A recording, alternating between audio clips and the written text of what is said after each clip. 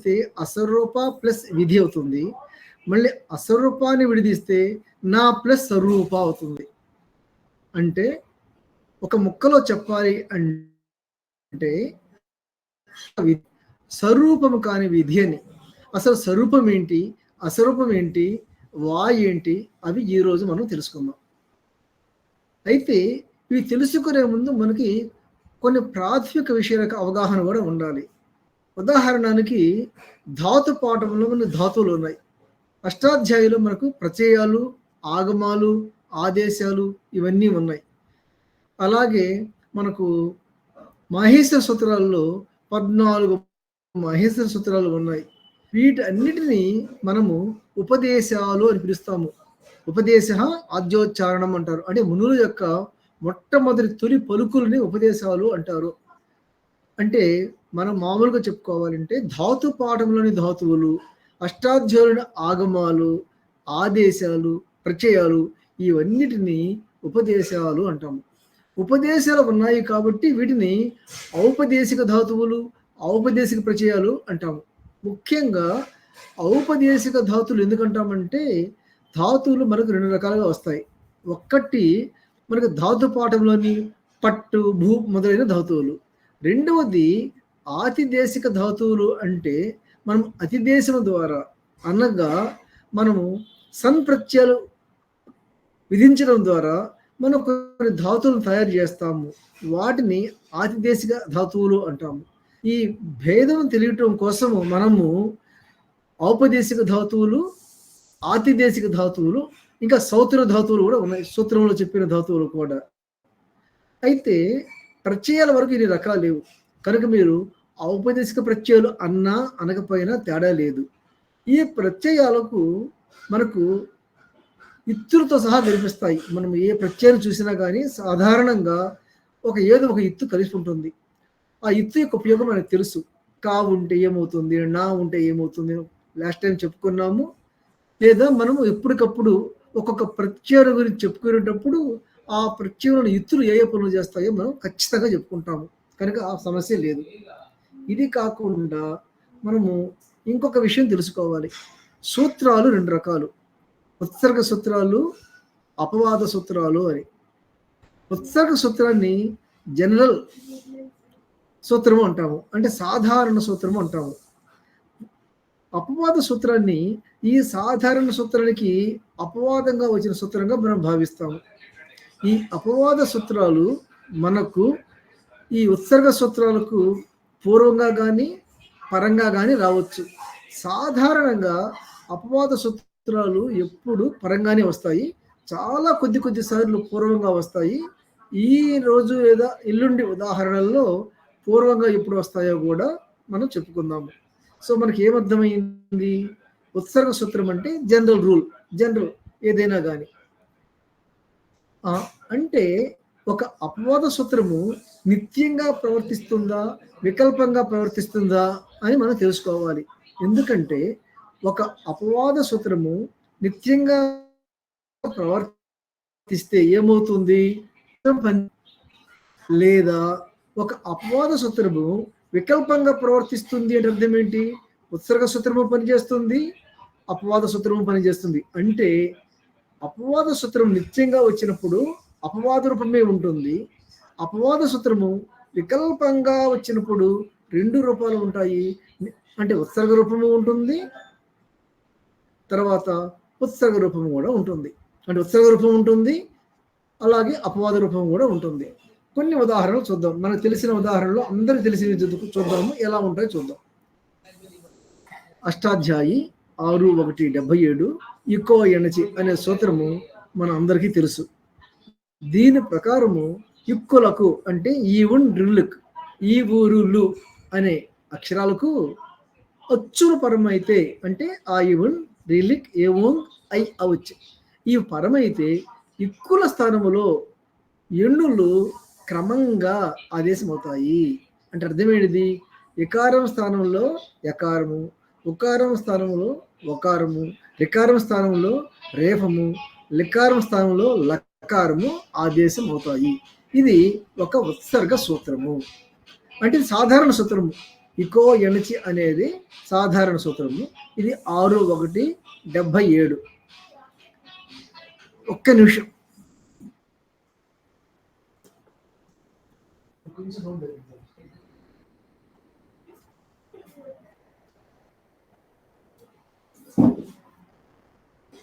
తరువాత మనకు 6-1-101 అంటే 6వ అధ్యాయము 1వ పాదము 101 సూత్రములో మరొక సూత్రం ఉంది.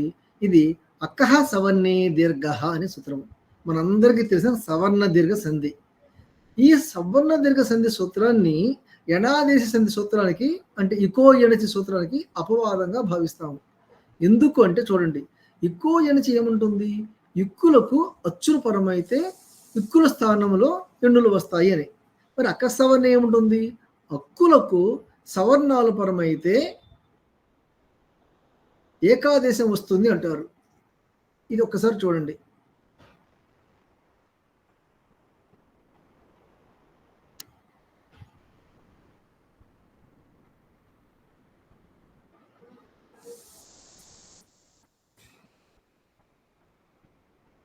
ఇక్కడ మీకు ఆ, ఈ, ఉ, రు, లు ఉన్నాయి. ఆ, ఈ ఊరులు ఉన్నాయి. ఇక్కడ ఆ, ఈ, ఉ, రు, లు ఉన్నాయి. ఈ ఇంతవరకు మనము ఇక్కులు అంటాము. ఆ వదిలిపెట్టి దీన్ని ఇక్కులు అంటాము. అంటే అర్థం ఏంటిది, అక్కులలో ఇక్కులు కూడా ఉన్నాయి. అంటే ఇది అక్కులని ఒక సెట్ అనుకుంటే ఇక్కులని సబ్సెట్ అనుకుంటాము. ఇది చూడండి, ఆ, ఈవన్, రూలు ఇవన్నీ అక్కులు. ఇవే కాకుండా ఇంకా ఉన్నాయి, ఏ, ఓ, ఐ, ఔ ఇవన్నీ కలుపుకుంటే మనము అచ్చులు అంటాము. ఈ అచ్చులలో ఈ ఊరు అనేది కూడా ఒక సబ్సెట్టే. అంటే ఈ పక్క ఈ ఊరులో ఉన్నవి, ఈ పక్క ఈ ఊరులో ఉన్నవి. అంటే అర్థం ఏంటిది, అక్కులలో కూడా ఇక్కులు ఉన్నవి, అచ్చులలో కూడా ఇక్కులు ఉన్నవి. ఇవి అక్కులు ఇక్కులు ఉన్నాయి, అచ్చులు ఇక్కులు ఉన్నవి. కనుక ఈ సూత్రాన్ని మనం ఎలా చెప్పుకోవచ్చు అంటే అంటే ఈ సవర్ణ సంధిలో ఒక సబ్సెట్ ఎలా చెప్పుకోవచ్చు అంటే ఇక్కులకు అచ్చుల పరమైతే, ఇక్కులకు అచ్చుల పరమైతే ఏమవుతుందండి, ఇక్కులకు ఇక్కుల పరమైతే ఏకాదేశం అవుతుంది. ఎనాదేశం ఎలా చెప్పుకోవచ్చు, ఇక్కులకు ఇక్కులు పరమైతే అంటే ఇక్కులు కూడా అచ్చుల భాగమే కదా, ఇక్కులు పరమైతే ఎన్నులు ఆదేశం అవుతాయని చెప్పుకోవచ్చు. అర్థమవుతుంది కదండి. మీరు చూడండి, ఎడాదేశ సూత్రం ప్రకారం ఏముంటుంది, ఇక్కు ప్లస్ ఇక్ is equal to n plus ఇక్ అని చెప్తుంది. ఎందుకంటే ఇక్కులకు అచ్చులు పరమైతే అచ్చులు ఇక్కులు ఉన్నాయి కదా, ఇంతవరకే తీసుకుందాము. ఇక్కులు ఎన్ను ప్లస్ ఇక్ అవుతుంది. కానీ అచ్చు ఈ సూత్రం ఏమవుతుంది, ఇక్కు ప్లస్ ఇక్కు ఈజ్ ఈక్వల్ టు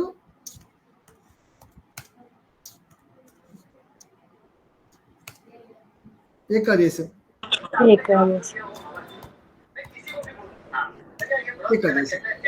అంటే పైన ఇక్కు ప్లస్ ఇక్కు ఉంది, ఇక్కడ ఇక్కు ప్లస్ ఇక్కు ఉంది. పై సూత్రం ప్రకారము ఇక్కు ప్లిక్ అనేది ఎన్ను ప్లస్ ఇక్కు రావాలి. కానీ రెండో సూత్రం ప్రకారము ఇక్కు ప్లస్ ఇక్కు ఏకాదేశం రావాలి. ఇలా రెండు సూత్రాల మధ్య వైరుధ్యం వచ్చినప్పుడు మనం ఏం చేస్తాము, రెండో సూత్రాన్ని తీసుకుంటాము.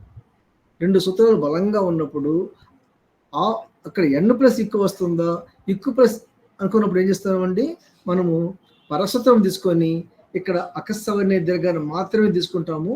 అంటే ఇది అపవాద సూత్రము ఇకో ఎణచిని నిత్యంగా బాధిస్తుంది. ఇక్కడ అకస్సవర్ణ దీర్ఘ వా అనలేదు, వికల్పే అనలేదు.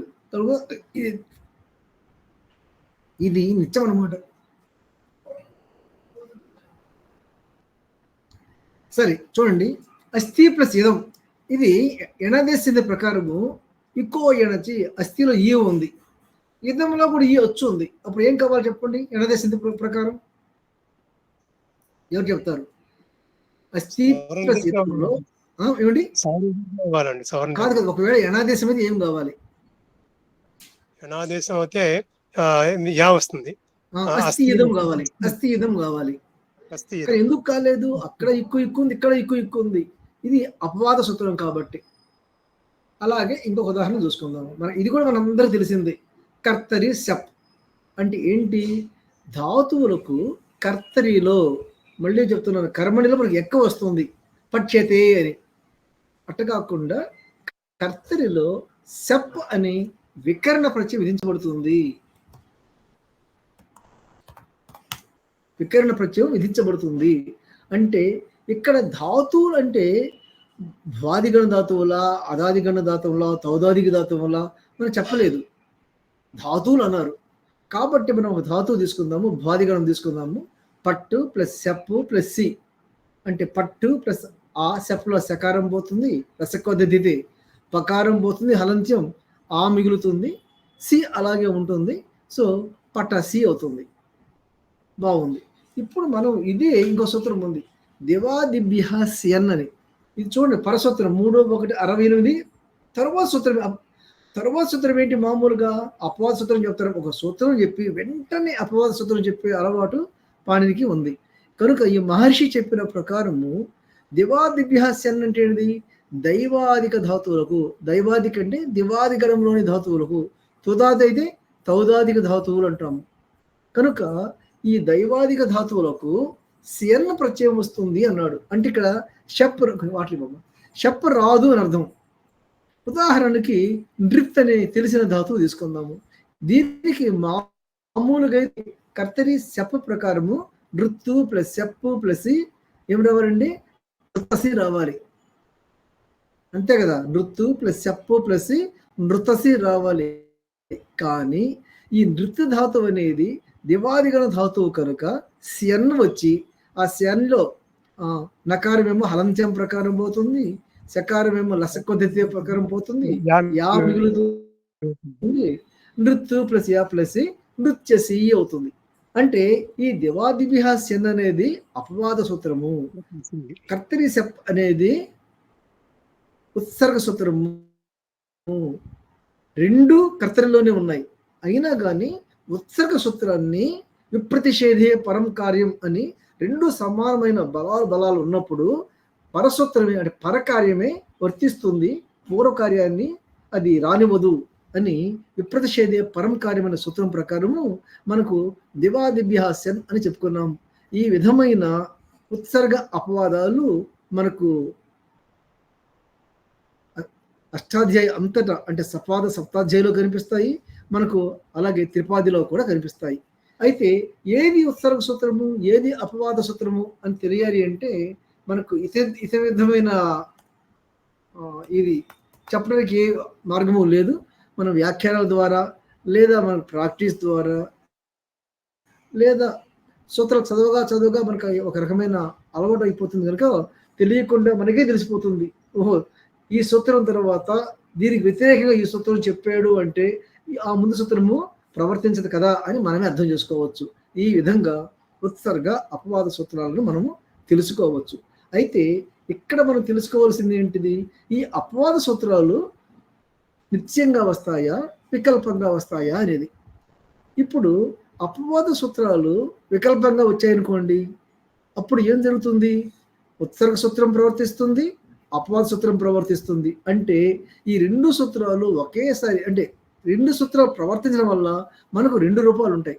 ఉత్సర్గ సూత్రం రూపము మనం తీసుకోవచ్చు, అపవాద సూత్రం రూపం మనం తీసుకోవచ్చు. ముఖ్యంగా పద్యాలు రాసేవాళ్ళు, శ్లోకాలు రాసేవాళ్ళు మనం ఏ రూపమైన తీసుకొని మనం వేసుకోవచ్చు. రెండు రూపాలు ఉన్నప్పుడు మన ఇష్టం అన్నమాట. సంధుల్లో కూడా మనకు వికల్ప సంధులు ఉన్నాయి కదండి. కనుక వికల్ప సంధులు ఉన్నప్పుడు మనకు నచ్చిన రూపాన్ని తీసుకోవచ్చు, ఇలాగే తీసుకోవాలని ఎప్పుడు మనకి లేదు. తర్వాత ఇప్పుడు ఇత్తులు మనకి తెలుసు. ఇత్తుకు మరి ఒక పేరు ఏంటండి? అనుబంధము.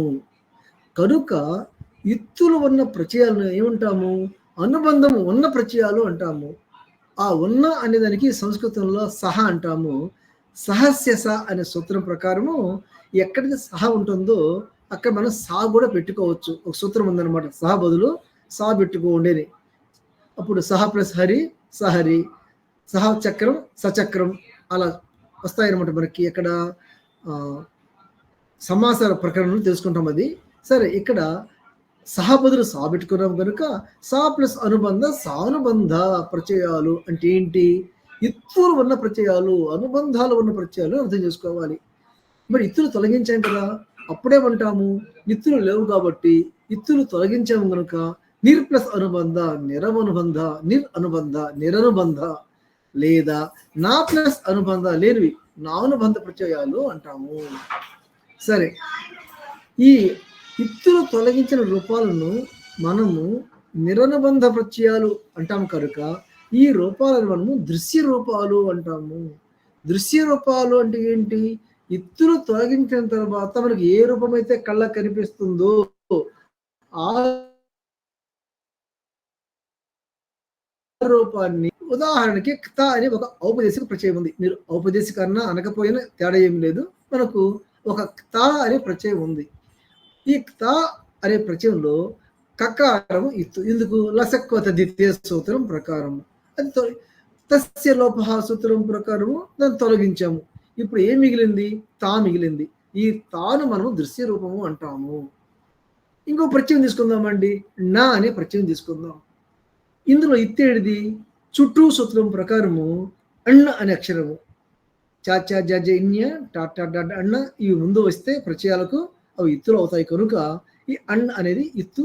తస్య లోపహ ప్రకారము ఇత్తును తొలగించాక ఆ అనే దృశ్య రూపం మిగులుతుంది.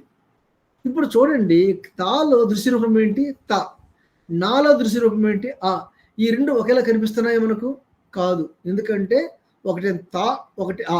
ఈ రెండు ఒకేలా కనిపించటం లేదు కనుక ఈ రెండిటిని అసరూప ప్రత్యయాలు అంటాము. అంటే స్వరూపాలు కావు అని అర్థమవుతుంది కదండి. అంటే ఒకే రూపం లేవు. ఇది ఇంకా అర్థం చేసుకోవడానికి ఇంకొక ప్రత్యయం తీసుకుందాము. శ అనే ప్రత్యయం తీసుకుందాము. ఇందులో లసక్వతదితే అనే సూత్రం ప్రకారము శకారం ఇత్తవుతుంది. తస్య లోపహ ప్రకారము ఆ శకారాన్ని తొలగించాక ఆ అనే దృశ్యరూపం మిగులుతుంది. ఇప్పుడు నా ప్రత్యయంలో కూడా నకారం పోయే మనకి ఏం మిగిలిందండి? ఆ మిగిలింది. అంటే శా ప్రత్యయంలోనూ ఆ ఉంది, నా ప్రత్యయంలోనూ కూడా ఆ ఉంది. ఈ రెండు ప్రత్యయాలు ఒకేలా కనిపిస్తున్నాయి.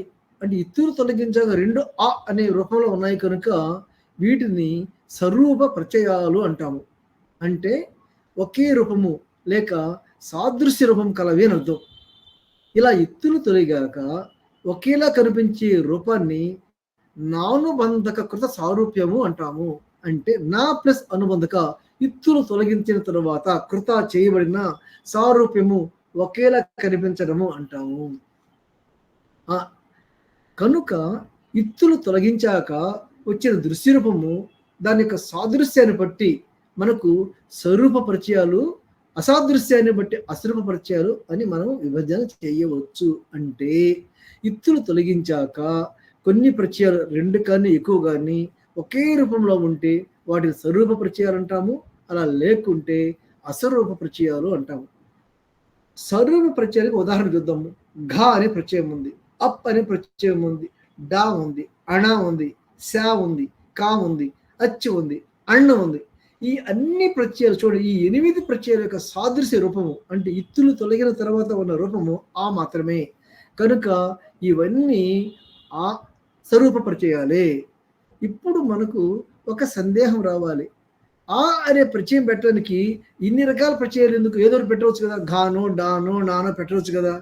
అసలు ఇన్ని రకాలు ఎందుకు? అవునా కదా? మనం అల్టిమేట్గా ఏం పెడుతున్నాము? ఆ పెడుతున్నాము. ధాతువుకు ఆ చేర్చాలి. మరి ఆ చేర్చాలంటే ఒక అన్నో అక్కో అచ్చరో ఒక మాట చాలు కదా, ఇన్ని రూపాలు ఎందుకు? కాబట్టి మనము ఈ కృదంత ప్రకరణంలో ఈ వాసరూప విధి అనే నియమం ద్వారా అసలు ఇన్ని ప్రత్యయాలు ఎందుకున్నాయి, ఇవి ఎలా వర్తిస్తాయి, వీటి తేడాలు ఏంటి, అసలు ఇన్ని రకాలు ఎందుకు చెప్పుకుంటున్నాము, ఒకే ఆ అనే ప్రత్యయం ఉన్నప్పుడు అసలు ఇన్ని రకాల సానుబంధ ప్రత్యయాలు అంటే ఇతరులతో కూడిన ప్రత్యయాలు రకరకాలుగా విభిన్నంగా ఎందుకున్నాయి అనేది మనము వచ్చే క్లాస్ నుంచి మనం తెలుసుకుంటాము. ఇక్కడ చూడండి, క్త, క్తవా, క్తవతు, క్తిన్ ఇవి కూడా మనకు కృతంత ప్రత్యయాలే. వీటి దృశ్య రూపాలు ఎలా ఉంటాయో చూడండి. తాలో కకారం పోతే త, త్వాలో కకారం పోతే త్వా, తవతలో ఊ అనేది ఉపదేశి అచ్ అరుణాసిక ఇత్తు లసక్ వదదితే పోతే తవత్ మిగులుతుంది. కితిన్లో హలంతం లసక్ వదితే పోతే ఆ కకారము నకారం పోగా తి మిగులుతుంది. అంటే ఇక్కడ ఒకటేమో త, ఒకటి త్వా, ఒకటి తవత్, ఒకటి తి. ఈ ప్రత్యయాలు ఒకేలా లేవు కనుక, ఒకే రూపం లేవు కనుక ఈ ప్రత్యయాలన్నిటిని అసరూప ప్రత్యయాలు అంటాము. ఇంతవరకు మీకు అర్థమైతే చెప్పండి, లేదా మళ్ళీ వివరిస్తాను. ఎందుకంటే ఇది చాలా చాలా ఇంపార్టెంట్ అయిన అధ్యాయము. అంటే ఇది తెలియకుండా, ఈ వాసరూప విధి తెలియకుండా కృతంత ప్రకారం అర్థం చేసుకోవడము దాదాపు అసంభవం. కాబట్టి అంటే మనం మామూలుగా తా పెడితే ఏమవుతుంది, త్వా పెడితే ఏమవుతుంది అలా నేర్చుకోవచ్చు. అట్లా కాకుండా ఒక శాస్త్రంగా కృతంత ప్రకారం అర్థం కావాలి అంటే ఈ యొక్క స్వరూప పరిచయాలు అస్వరూప పరిచయాలు తలకెక్కితేనే మనం ముందుకు పోగలము, లేకపోతే ఎట్టి స్థితిలో కూడా ముందుకు పోలేము. కనుక నేను అడుగుతాను, మీరు చెప్పండి చూద్దాము, వీళ్ళు ఎంతమందికి బేసిక్ అర్థమైంది చూద్దాము, మనం ముందుకు వెళదాము. ఇక్కడ ఒక్కొక్కరు అడుగుతారు, ఒక్కొక్క ఉదాహరణ చెప్పండి. లక్ష్మి గారు స్వరూప పరిచయాలను చెప్పగలరా? మీకు అర్థం కాదు, నేను వివరిస్తాను. ఉన్నారండి మీరు? హలో, లక్ష్మి గారు ఉన్నారండి? ఎవరో చెయ్యెత్తారు మహోదయ్. ఎవరు చెయ్యెత్తారు? మీకు అర్థమైతే చెప్పండి, లేదంటే ఇంకొకరు వివరిస్తారు. మీకు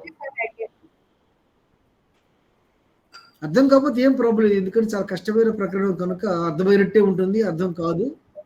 స్వరూప ప్రత్యయాలు అంటే ఒకే ప్రత్యయముగా కనిపిస్తుంది సార్. అంటే ఆ వేరు వేరు ప్రత్యయాలు దీనికి ఆ అనేది వచ్చినప్పుడు రెండు డిఫరెంట్ ప్రత్యయాల్లో ఆ అనేది వస్తే స్వరూప ఎప్పుడు తల్లి? అది ఇతులు తొలగించాక, అది అనుబంధం అయిపోయిన తర్వాత చాలా బాగా చెప్పారు. భారత గారు మీరు ఏదైనా చెప్తారా? అస్వరూప ప్రత్యయం అంటే ఉన్నారండి? భారతి గారు ఉన్నారా? హలో, సరే. కౌసల్య గారు ఉన్నారండి? కౌసల్య రామరాజు ఎవరున్నారు ఇక్కడ? మరి లంకా సూర్యకాంతం గారు వినిపిస్తుంది? నా మాట వినిపిస్తుందా? వినిపిస్తుందండి. చెప్తాను. ఒక్క 10 నిమిషాలు చేస్తాను, 10 నిమిషాలు ఫోన్ చేస్తాను. చెప్పండి. అనుబంధలోపం చేశాక వేరే వేరేగా కనిపిస్తే అవి అసరూప ప్రత్యయాలు. వాణి గారు, మీరు సానుబంధము నిర్బంధము. గురువు గారు క్షమించాలండి, నా సెల్ ఎందుకో సరిగ్గా పనిచేయలేదు ఇందాక మీరు అడిగినప్పుడు. పర్లేదు, మీకు అర్థమైతే చాలు. నాకు చెప్పాలి ముఖ్యం కాదు. నా మెయిన్ ఏంటంటే ఈ బేసిక్ భావన మీకు అర్థమవుతుందా లేదా? అర్థమైంది గురువు గారు. నిర్బంధం అంటే ఏంటి, ఉత్సర్గం అంటే ఏంటిది, ఈ భావనలు కొత్త పదాలు కాబట్టి మీకు అర్థమవుతున్నాయా లేవని అంతవరకే, కానీ మేము పరీక్షించాలి ప్రశ్నించాలి మాత్రం కాదు. అర్థమైంది గురువు గారు. మనిషి గారు మీరు చెప్తారండి, సానుబంధము నిర్బంధం అంటే ఏంటో? ఇత్సంజ్ఞతో కూడినది అయితే గనక సానుబంధం గురుగారు. ఎందుకంటే ఇత్సంజ్ఞకి మరో పేరే అనుబంధం. అది అవి ఇత్సంజ్ఞ అయిపోతే గనక ఆ కార్యం అయిపోయిన తర్వాత మిగిలినది ఏవైతే ఉంటుందో అప్పుడు అది దాన్ని నిర్బంధ ప్రత్యయము అంటాం. చాలు చాలు. పద్మమాలిని గారు, ఉత్సర్గ అంటే ఏమిటి? ఉత్సర్గ సాధారణ సూత్రాలు అండి, సాధారణంగా అప్లై అవుతాయి అవి. దానికి అపవాద సూత్రాలు ఉంటాయి. 2 రకాల సూత్రాలు ఉన్నాయండి. ఒకటేమోనేమో ఉత్సర్గ సూత్రాలు, వీటిని సాధారణ సూత్రాలు అంటే జనరల్ గా అప్లై అవుతాయి అన్నమాట. ఉదాహరణ మనం చెప్పుకోవాలంటే చెప్పుకోవచ్చు. అక్కడనే అకహ సవర్ణే దీర్ఘ కూడా, ఇవి 2 కూడా సాధారణ సూత్రాలు. వీటికి కొన్ని ఎక్సెప్షన్ ఉంటాయి. అలా కాదు. ఇకో ఎనచి అది చెప్తుంది. ఇకో ఎనచి అనే ఉత్సర్గ సూత్రానికి అకస్సవన్నే అనేది అపవాద సూత్రం అవుతుంది. ఇకో ఎనచి ఏం చెప్తుంది? ఇక్కులకు ఇక్కుల పరం అయితే ఇక్కుల స్థానం ఎన్నులు వస్తాయని చెప్తుంది. కానీ అదే రాసుకున్నాను. సవర్ణ సందేహం అలా కాదు, ఇక్కులకు ఇక్కుల పరం అయితే ఎన్నులు రావు, రెండు కలిపి ఏకాదేశం అవుతుందని చెప్తుంది. కనుక సవర్ణదీర్ఘ సంధి అనేది అపవాద సూత్రం అవుతుంది. ఇప్పుడు మీరు ఎవరు చెప్పండి, మీరు కాదు ఎవరు, ప్రసాదరావు గారు, గుణసంధి దేనికి అపవాదం అవుతుంది చెప్పగలరా? నమస్కారం, అది ఏంటండి గుణసంధి? అకారమునకు ఈ పరమైతే ఏ రావాలి కదా. ఇప్పుడు చూద్దాం, ఆద్గుణ కదా, ఒక్కసారి సూత్రం తీసుకొస్తాను.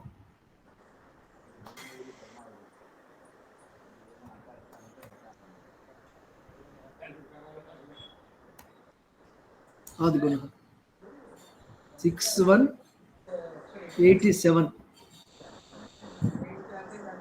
6187 ఏం చెప్తుందంటే ఆద్గుణ అని చెప్తుంది.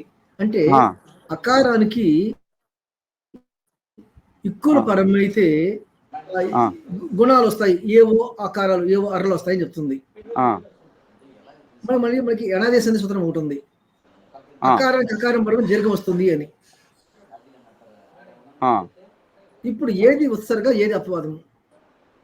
గుణసంధి ఉత్సర్గ అవుతుందా, సవర్ణదీర్ఘ సంధి అపవాదం అవుతుందా? లాజికల్ గా చెప్పండి. అసలు పాణిని ఏం చెప్పాడు అవన్నీ వదిలిపెట్టి మన తర్కం ప్రకారం చెప్పండి, ఏది అపవాదం అవుతుంది, ఏది ఉత్సర్గ అవుతుంది? గుణసంధి సవర్ణదీర్ఘ సంధి ఈ రెండు పక్క పక్కన పెట్టుకుంటే గుణసంధియే అది అపవాద సవర్ణదీర్ఘ సంధి అవుతుందేమో అనుకుంటున్నాను. ఏమండి, సవర్ణదీర్ఘ సంధి అపవాదం అవుతుందేమో కాదు, నాకు అంతగా తెలియదు మహోదయ. మరి నేను చెప్పిన తర్కం ఏంటంటే, ఇప్పుడు గుణసంధి ఏం చెప్తుంది, అకారానికి ఇకారం పరమైతే అంటుంది, లేదా ఉకారం పరమైతే అంటుంది, లేదా ఉకారం పరమైతే అంటుంది. అంటే ఈ మూడు సవర్ణాలు కాదు కదా. కాదు, సవర్ణదీర్ఘ సంధి ఏం చెప్తుంది, రెండు సవర్ణాలు అయినప్పుడు అంటుంది. కాబట్టి రెండుకి ఎలా సంబంధం లేదు, సంబంధం లేదు కాబట్టి సంబంధం లేదు, విడివిడిగాను. అవును, ఒకదానికి అపవాదం కాదు. అవును అవును అవును అవును. అప్పుడు గుణసంధికి సవర్ణదీర్ఘ సంధి ఎప్పుడు అపవాదం అవుతుందో చెప్పాలంటున్నారు.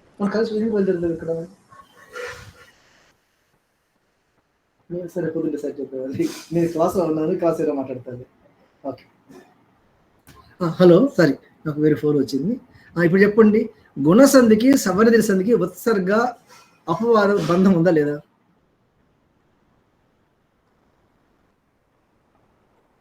ఎవరు చెప్తారు? గుణసంధికి సవర్ణదీర్ఘ సంధికి ఉత్సర్గ అపవాద బంధం ఉందా లేదా? ఉంటుంది మహోదయ. ఎలా ఉంటుంది చెప్పండి, ఎలా ఉంటుంది చెప్పండి. గుణసంధి ఏంటి, అకారానికి ఇకారం రావాలి.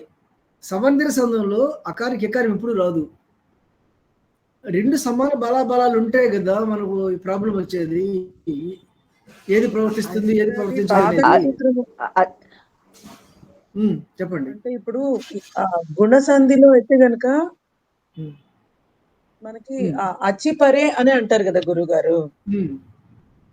ఇప్పుడు చెప్పండి, అచ్చిపరే అన్నాం కాబట్టి మనకి చూడండి ఐవాదేశం ఉంది, ఆ ప్లస్ వృద్ధి సంధి ఉంది, వృద్ధి రేచి అని. అకారములకు ఏ పరమైనప్పుడు లేదా ఐపరమైనప్పుడు మహా ప్లస్ ఐశ్వర్యం ఏమవుతుంది, మహైశ్వర్యము. ఏక ప్లస్ ఏక ఏకైక. ఇప్పుడు అకారానికి ఏ పరమైంది, మన గుణసంధి ఏం చెప్తుంది చెప్పండి, ఆద్గుణ అచి అంటున్నాడు.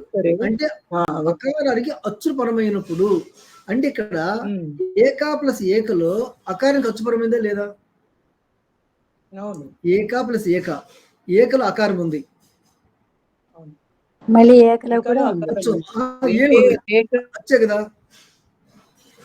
ఏకలో కాలు అకారానికి ఏ అని అచ్చుపరమైందా లేదా చెప్పండి. మన అకారానికి అచ్చుపరమైన గుణం రావాలి కదా, ఎందుకు రాలేదు? మన గుణసంధి సూత్రం ఏం చెప్తుంది, ఆద్గుణ అచి, అచ్చుపరమైనప్పుడు అకారానికి గుణం వస్తుంది అన్నాడు. మరి ఏక అనేది ఏ అచ్చే కదా, మరి అకారానికి గుణం ఎందుకు రాలేదు? ఏక ప్లస్ ఏక ఇప్పుడు అపవాద సూత్రం ఉంటుంది కాబట్టి మనకి వృద్ధి రేచి అనేది దీనికి గుణసంధికి అపవాద సూత్రం కాబట్టి. ఇప్పుడు మనము గుణసంధిని ఉత్సర్గ సూత్రం అంటాము, వృద్ధి సంధిని అపవాద సూత్రం అంటాము. ఇవి మీకు అర్థమైంది కదండి, ఉత్సర్గం అపవాదం అంటే. Very good. అదే ఇదివరకు అర్థమైతే ఏంటంటే మనకు ముందు దీని గురించి ఎక్కువ చెప్పుకోకుండా ముందుకెళ్ళొచ్చు అనమాట. ఇక మనం ఇప్పుడు వాసరూప అస్త్రియాం. వాసరూపో ఇప్పుడు ఏకైక అపవాద సూత్రం అవుతుందా? ఖచ్చితంగా. లేకపోతే గుణసం ఉంది కదా, అకారానికి అచ్చుపరమైతే గుణం రావాలి. మరి ఏక ప్లస్ ఏక గుణం ఖచ్చితంగా రావాలి కదా. వృద్ధి సంధి సూత్రం లేకపోతే అనుకుందాం, వృద్ధి సంధి సూత్రం లేదనుకుందాం, అప్పుడు ఏమవుతుంది చెప్పండి? ఖచ్చితంగా గుణం వచ్చి ఉండేది. సరే ఇప్పుడు లాజిక్, ఒకవేళ గుణం వచ్చి ఉంటే ఏమైందో చెప్పండి? ఏక ప్లస్ ఏక ఏమైందో చెప్పండి? ఏకైక అవ్వాలి, ఏకైక కావాలి కదా, నరేంద్ర ఏకైక కావాలి. ఏక ప్లస్ ఏక ఏకైక కావాలి. కనుక మనకి ఒక అపవాద సూత్రం వృద్ధి రేచి వచ్చింది కాబట్టి మన గుణసంధి పనిచేయటం లేదు. ఆ వృద్ధి సంధిని సూత్రం లేకుండా ఉంటే ఖచ్చితంగా గుణసంధి పనిచేసి ఉండేది. మీకు అర్థమవుతుంది కదా. సరే, ఇప్పుడు మనము ఈ వా అసరూప అస్త్రియాం అనే ఒక చాలా చాలా బలమైన సూత్రం ఉంది. 3:194 కృదంత ప్రకరణంలో ఈ సూత్రం అర్థమైన తర్వాత మాత్రమే మనము కృదంత ప్రకరణంలో అడుగుపెట్టి కృతు ప్రత్యయాల గురించి నేర్చుకుంటాం. ఈ సూత్రము విడదీస్తే వా ప్లస్ అసరూప ప్లస్ అస్త్రియాం అని విడదీయాలి. అస్త్రియాం ఎలా విడదీస్తా చెప్పండి? నా ప్లస్ స్త్రియాం. స్త్రియాం అంటే ఏమని చెప్పండి? ఎవరు ఊహించగలరు? మీకు స్త్రియాం అంటే అది ఏ విభక్తి చెప్పగలరు ఎవరైనా? సప్తమి ఏకవచనం. సప్తమి విభక్తి ఏకవచనం. అంతే, సప్తమి ఏకవచనం. కనుక అంటే ఏంటిది? స్త్రీయాం అంటే స్త్రీ యొక్క ప్రకరణం యందు లేక స్త్రీ అధికారం నందు అసరూప అసరూప పరిచయాలు వా వికల్పంగా వస్తాయి అని. అంటే స్త్రీ ప్రత్యయ అధికారం మినహాయించి మిగిలిన చోట స్త్రీ అధికారం మినహాయించి అసరూప పరిచయాలు వికల్పంగా వస్తాయి. ఒక్క ముక్కలో చెప్పాలంటే స్త్రీ పరిచయం పక్కన పెట్టేశామంటే ఎక్కడైనా సరే అసరూప ప్రత్యయాలు వచ్చినప్పుడు అది అపవాదం అయినా సరే పూర్వరూపము ఉంటుంది, పరరూపము ఉంటుంది. అనగా ఉత్సర్గ రూపము ఉంటుంది, అపవాద రూపము కూడా ఉంటుంది. అర్థమైందండి? వాసరూపం అంటే ఏంటిది? అపవాద సూత్రంలోని అసరూప పరిచయాలు ఉత్సర్గ సూత్రంలోని అసరూప పరిచయాల్ని వికల్పంగా బాధిస్తాయి. మళ్ళీ చెప్పుకుంటాం తర్వాత. అంటే ఈ సూత్రం యొక్క భావాన్ని మనం 3 రకాలు విడదీసి, అంటే ఒకే వాక్యంలో చెప్పుకోవాలంటే కృదంత స్త్రీ ప్రత్యయ అధికారం మినహా మిగిలిన చోట్ల అసరూప అపవాద పరిచయాలు అసరూప ఉత్సర్గ పరిచయాలని వికల్పంగా బాధిస్తాయి. పెద్ద వాక్యం కాబట్టి దీన్ని మనం 3 ముక్కలు చేసి మెల్లమెల్లగా ఒక్కొక్క రకం నేర్చుకున్నామంటే సూత్రం మొత్తం అర్థమవుతుంది. కనుక స్త్రీ ప్రత్యాధికారం మినహా అన్నాము కాబట్టి మనం ఏం చేసాము? దీన్ని 2వ భాగంగా తీసుకున్నాము. ఇప్పుడు మిగిలిన చోట అనేదాన్ని మొదటి భాగంగా తీసుకున్నాము. ఇక్కడ ఏమంటున్నాము? అసరూప పరిచయాలు అస్వరూపాలని వికల్పంగా బాధిస్తాయి అనేది మొదట తీసుకున్నాము. మరి స్వరూపాలు ఏం చేస్తాయి? అది 3వ భాగంగా తీసుకున్నాము. ఇక్కడ అస్వరూపాలు చెప్పేటంటే అర్థం ఏంటి? అస్వరూపాలు వికల్పంగా బాధిస్తాయి అంటే ఇండైరెక్ట్ గా మీనింగ్ ఏంటిది? స్వరూపాలు నిత్యంగా బాధిస్తాయి అని. అది 3వ భాగం చెప్పుకుంటాము. ఇప్పుడు మనము మొదటి భాగంలోకి వెళ్ళిపోదాము. ఇది మనం ఈరోజు అర్థం చేసుకున్న తర్వాత వచ్చే క్లాసులో మిగతా భాగాలు కూడా అర్థం చేసుకొని ఈ ప్రకరణాన్ని మనం ముగిద్దాం. ఇప్పుడు చూడండి, అపవాద సూత్రంలోని అసరూప పరిచయాలు, మీరు ఏదో భయపడవద్దు. అసరూప పరిచయాలు అంటే 2 ఇత్తులు తొలగించిన తర్వాత 2 ప్రత్యయాలు ఒకేలా కనిపించకపోతే వాటిని అసరూపాలు అంటాం, అంతే. అవి ఏం చేస్తాయి? ఒకదాన్ని ఒకటి 2 అసరూప పరిచయాలు ఒకే చోట విధించబడితే, ఒకే అర్థంలో విధించబడితే ఏమవుతాయి? ఆ 2 వస్తాయి, 2 రూపాలు వస్తాయి. మొదటి రూపము ఉంటుంది, ఆ తర్వాత రూపము ఉంటుంది. అంతే ఈ సూత్రం. మీరు కొన్ని ఉదాహరణలు చూస్తే ఈజీగా అర్థమైపోతుంది. నువ్వులు త్రిచవ్ అనే సూత్రం ఉంది. ఇది మనం తర్వాత చెప్పుకుంటాము చాలా డీటెయిల్డ్గా. ఇప్పుడు మనము చాలా క్లుప్తంగా అర్థమయ్యే వరకు చెప్పుకుందాం అనమాట.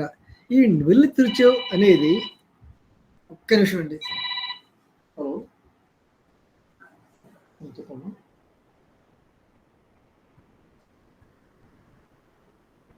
అవును, నమ్మల్ని సందీప్ పోలీస్ కన్ఫర్మ్ చేయలేదు. కన్ఫర్మ్ చేస్తాను, మరి కన్ఫర్మ్ చేయలేదు. డాడీతో మాట్లాడి మమ్మీతో మాట్లాడి కన్ఫర్మ్ చేస్తాను అన్నాడు. నివిల్ త్రిచౌ అనే సూత్రము ఏం చెప్తుందంటే కర్తను నిర్దేశించడం కోసము, ఒక కర్తను చెప్పడం కోసము మనము నువ్వులు ప్రత్యయం కానీ త్రిచి ప్రత్యయం కానీ విధించబడతాయి. ఈ సూత్రం తమాష ఏంటంటే అసలు ఈ కృదంత ప్రకారాలని అన్ని కృత్ ప్రత్యయాలు కూడాను కర్తను నిర్దేశించడం కోసం మాత్రమే ఉంటాయన్నమాట. అయితే అసలు కృతంత ప్రకరణ మొత్తం కర్తను చెప్పడం కోసమే ఉన్నప్పుడు మళ్ళీ సూత్రాలబ్బా ఏంటబ్బా అంటే ఏమీ లేదు. మధ్య మధ్యలో మనకు అపవాద సూత్రాలు వచ్చి కాదు ఇది కర్మను సూచిస్తుంది, ఇది భావాన్ని సూచిస్తుంది, ఇది భూతకాలంలో వస్తుంది, ఇది వర్తమాన కాలంలో వస్తుంది, ఇది భవిష్యత్ కాలంలో వస్తుంది, ఇలా చెప్పుకుంటూ పోతాయి. కాబట్టి ఇది ఆది కర్మణిలో వస్తుంది. ఇలా కొన్ని అపవాదాలు ఉన్నాయి కనుక ఇలా చెప్పడం జరిగిందనమాట. లేకుంటే అసలు కర్తను నిర్దేశించడానికి చెప్పాల్సిన అవసరమే లేదు. కృదంత ప్రకరణ మొత్తం కర్తను నిర్దేశించడం కోసమే ఉంటాయన్నమాట. అయితే అపవాదాలు పట్టి అది ఉండదు కనుక మనము ఇలా చెప్పుకుంటున్నాము. సరే, ఇప్పుడు ఇక్కడ నువ్వులు ఉన్నాయి, త్రిచి ఉన్నాయి. మనం త్రిచి పక్కన పెడదాము, నువ్వులు ఒక్కటే తీసుకుందాము. మనకు యువోరనాకం అనే సూత్రం ఉంది. ఏమని? యు ఉంటే అన వస్తుంది, ఊ ఉంటే అక వస్తుంది అని. ఇప్పుడు నువ్వుల్లో వకారం ఉంది కదా, కాబట్టి అక రావాలి. అదే లిట్లో యు ఉంది కదా, అక్కడ అన వస్తుంది. పట్ట ప్లస్ లిట్టు పఠన అవుతుంది, గమ్ ప్లస్ లిట్టు గమన అవుతుంది, క్రూ ప్లస్ లిట్టు కరణ అవుతుంది, హ్రూ ప్లస్ లిట్టు హరణ. కానీ ఈ నువ్వులు వచ్చినప్పుడు ఏమవుతుంది? పట్టు ప్లస్ నువ్వులు ఉండగా ఈ నువ్వుల స్థానంలో యువోరనోకో అనే సూత్రం ప్రకారం అక ప్రత్యయం వస్తుంది. ఇప్పుడు పట్టు ప్లస్ అక ఏమి కావాలి? పటక కావాలి. మరి మనం పటక అనకుండా పాఠక ఎందుకు అంటున్నాము అంటే ఇంకొక సూత్రం ఉంది, దీని అంగకార్యం అంటాము. అచోన్నీతి అని. అంటే ఏంటి? ఏదైనా ఇత్తు న్యా ఉన్నప్పుడు, అణ ఉన్నప్పుడు, ఇని కానీ చాచా జజ ఇన్యా కానీ టాటా అణ కానీ ఈ రెండు ఇత్తులుగా ఉన్నప్పుడు ఏమవుతుంది? ఆది వృద్ధి వస్తుంది. అక్కడ ఉన్న అచ్చుకు వృద్ధి వస్తుంది, గుణము రాదు అన్నారు. లేకపోతే ఏమవుతుంది? సార్వధాతుక ఆర్ధధాతు యోహు లేదా పుగంత లఘూపదస్య ఈ రెండు సూత్రాల ప్రకారం మనకు గుణము రావాలి. కానీ నకారం ఎత్తుగా ఉన్నందువల్ల నువ్వులలో నకారం ఎత్తు కనుక ఇక్కడే కదా ఎక్కడైనా సరే నకారం ఎత్తుగా ఉంటే మనకి ఏమవుతుంది? వృద్ధి వచ్చి పాట అయి పాఠక అయింది. ఇంతవరకు బాగుంది. అంటే ఒక ధాతువుకు కర్తను నిర్దేశించడానికి నువ్వులు ప్రత్యయం వచ్చి పట్ట ప్లస్ అక అంటే పాఠక, చదివేవాడు వాడు కర్త అని అర్థం మనకు వచ్చింది. ఇప్పుడు చూద్దాం. నంది గ్రహ పచాదిభ్యో యునిన్యచ అని ఇంకో సూత్రం ఉంది. ఇది 3:1 పైది 3:1 చూడండి. 133 చెప్పి వెంటనే అపవాద సూత్రం చెప్తున్నాడు 134లో. నంది గ్రహి పచాదిభ్యో ల్యూనిన్యచ అని. అంటే అర్థం ఏంటిది? మనకు ఎంతవరకు అర్థం చేసుకుందామంటే ఆ నంది గణము గ్రహగణం పక్కన పెట్టి పచాది గణం తీసుకుందాము. ఈ పచాది గణంలోని ధాతువులకు కర్తను నిర్దేశించడానికి అచ్చి ప్రత్యయం వస్తుంది అన్నాడు. అంటే అర్థమేంటిది? పచ్చి ప్లస్ అచ పచ. మరి ఇప్పుడు విశేషం ఏంటంటే ఉత్సర్గ సూత్రమైన నువ్వుల త్రిచో ప్రకారం పాటగా వచ్చింది అని చదివేవాడు. నందిగ్రహ పచాదిభ్యో ప్రకారము పచ అంటే కూడా చదివేవాడే. ఈ పచ ఎందుకు అవుతుందండి? ఈ పచ అనేది ఏమవుతుంది చెప్పండి ఎవరైనా? ఈ పచ అనేది ఏ రూపము? ఎవరైనా చెప్తారా? పచ అనేది ఏమిటి? ఏమండి? వినబడలేదు. అంటే అనుబంధ లోపం తర్వాత కాదు. పచ అనేది ఏంటి? ఇక్కడ పచ్చి ప్లస్ అచ్చి పచ అయింది. పచ్చి అనే ధాతువుకు అచ్చి చేరిస్తే పచ అయింది. చక్కెర మిగిలిపోయింది అనుకోండి. పచ్చి ప్లస్ ఇంకా కరెక్ట్ చెప్పాలంటే పచ్చి ప్లస్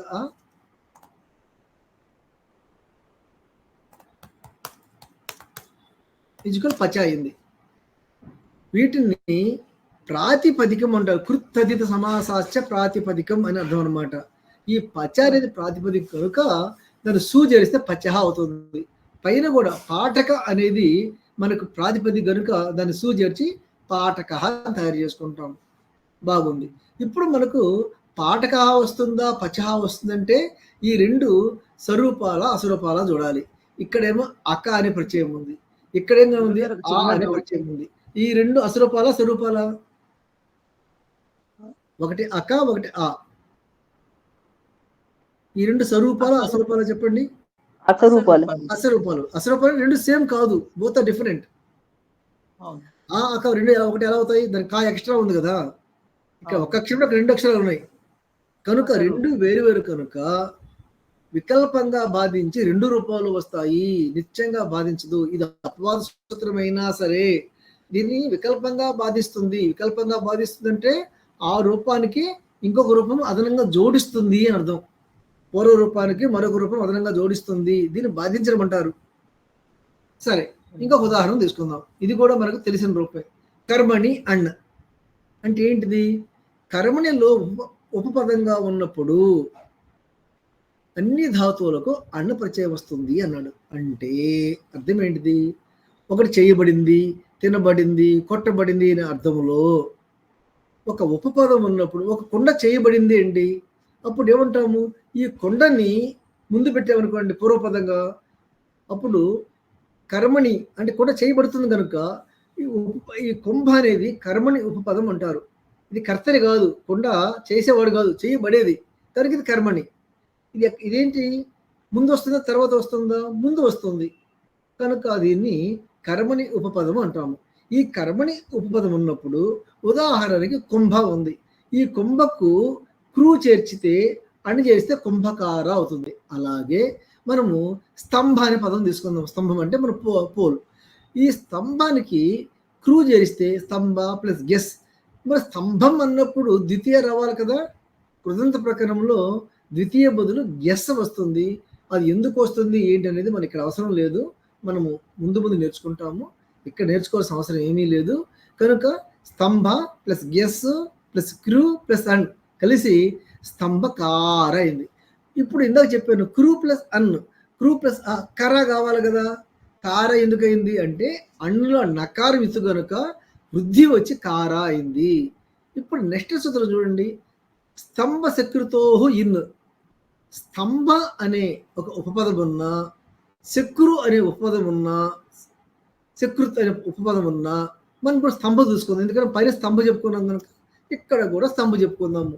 ఈ స్తంభ అనే ఉపపదము కర్మణిలో ఉన్నప్పుడు చూడండి, పైన అదే ఉంది, కర్మణి ఉపపదం పూర్వంగా ఉన్నప్పుడు. ఇక్కడ స్తంభ అనే కర్మణి ఉపపదము పూర్వంగా ఉన్నప్పుడు క్రూధాతువుకు ఇన్ను వస్తుంది అన్నాడు. ఇది తరువాత వచ్చింది కనుక అపవాద సూత్రము. మరి ఇప్పుడు ఇన్ను వచ్చినప్పుడు స్తంభ ప్లస్ గెస్ ప్లస్ క్రూ ప్లస్ ఇన్. ఇక్కడ క్రూ ప్లస్ అన్నేమో కార అయింది, ఇక్కడ క్రూ ప్లస్ ఇన్ కారీ కావాలి. కారీ ఎందుకు కాలేదు చెప్పండి? ఇక్కడ నకారం విత్తుగా లేదు, నకారం ఉంది కనుక వృద్ధి రాదు, గుణం వస్తుంది, కర్ర అవుతుంది. కర్ ప్లస్ కర్రీ అవుతుంది. మీకు ఎగ్జాంపుల్ చూడండి, నకారం ఉంది కనుక కార అయింది. అది ఇండి అయి ఉంటే కారీ అయి ఉండేది. ఇక్కడ ఇన్ కాకుండా అన్నయ్య ఉంటే స్తంభకార అయి ఉండేది. ఇన్ కాబట్టి స్తంభకరి అయింది. అర్థమైంది కదండి? అంటే ఇక్కడ మనకు స్తంభకార రూపం ఉంటుందా, స్తంభకరి రూపం ఉంటుందా అన్నప్పుడు ఈ రెండు ప్రత్యయాలు స్వరూపాల అస్వరూపాల చూడాలి. ఇక్కడ అన్ను వచ్చింది, ఇక్కడ ఇన్ను వచ్చింది. ఈ రెండు ఒకేలా లేవు కనుక, అంటే అన్నలో ఆ ఉంది, ఇన్నులో ఈ ఉంది. అకారము ఇకారం ఒకటే కాదు కాబట్టి ఇవి అస్వరూపాలు. కాబట్టి ఇక్కడ వికల్పంగా అంటే రెండు రూపాలు ఉండి మనం స్తంభకార అనవచ్చు, స్తంభకరి అనవచ్చు. సరే మనము ఇంకొక ఉదాహరణ తీసుకుందాము. ఈ ఉదాహరణ చెప్పేసి ఈరోజు కప్పుకుందాము. నిష్ఠ అంటే తా తవతు నిష్ఠ అని ఒక సూత్రం ఉంది. తా ప్రత్యయాన్ని తవతు ప్రత్యయాన్ని నిష్ఠ అంటాము. మామూలుగా మళ్ళీ చెప్తున్నాం, మామూలుగా భూతకాలంలో తా ప్రత్యయం వస్తుంది. మరి వర్తమాన కాలంలో రాదంటే వర్తమాన కాలంలో కూడా తా వస్తుంది, అది మనం తర్వాత చెప్పుకుందాం. ఈ సూత్రం వరకు మామూలుగా సాధారణంగా భూతకాలంలో తా చెప్పుకుంటాము. హతహ చంపబడ్డాడు కాబట్టి గతహ వెళ్ళాడు. ఇట్లా మనము గతహ అంటే మళ్ళీ అది భూతకాలం కాదు. రావణ రామేణ హతహ అలాంటి వాటిల్లోనే మనకు భూతకాలం వస్తుంది.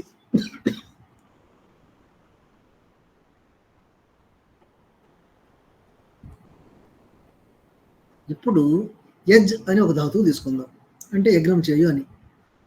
దానికి తా ప్రత్యయం చేరుద్దాం. ఆ యజ్ ఏమవుతుందంటే జకారు ఒక ధాతువు చివరి జకారం ఉంటే అది ఎప్పుడు షకారంగా మారుతుంది. మీరు గుర్తుపెట్టుకోండి, ఇది చాలా చిన్న నియమాలు అనమాట. ఒక ధాతువు చివర జకారం ఉంటే అది ఎప్పుడు షకారంగా మారిపోతుంది. అంటే ధాతువు చివర హకారం ఉంటే ఢకారం అవుతుంది ఎప్పుడు.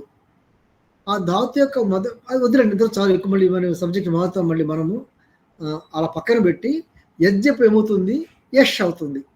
ఈ యష్ అనేది యజ్జ ధాతువుకి ఇక్కడ ఏమవుతుంది, తా అంటే కకారం ఉంది కనుక, ఇత్తి ఏంటిది కా కనుక మనకేమవుతుందంటే యకారం అనేది ఇకారంగా మారుతుంది.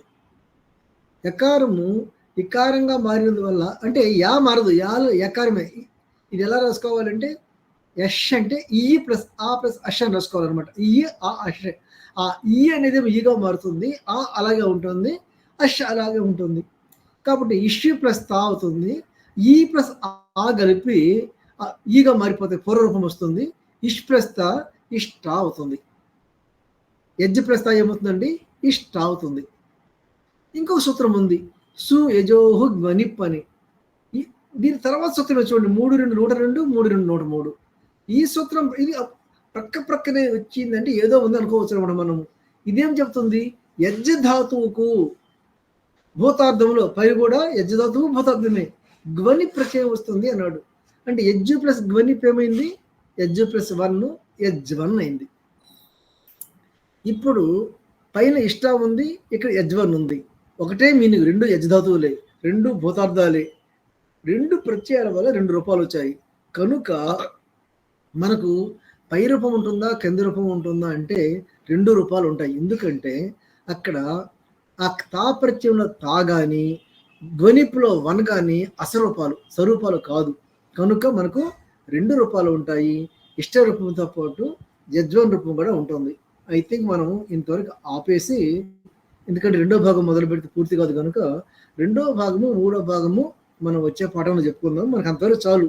ఆ పైన విశేష బిందువులు అవన్నీ మనకు అనవసరము.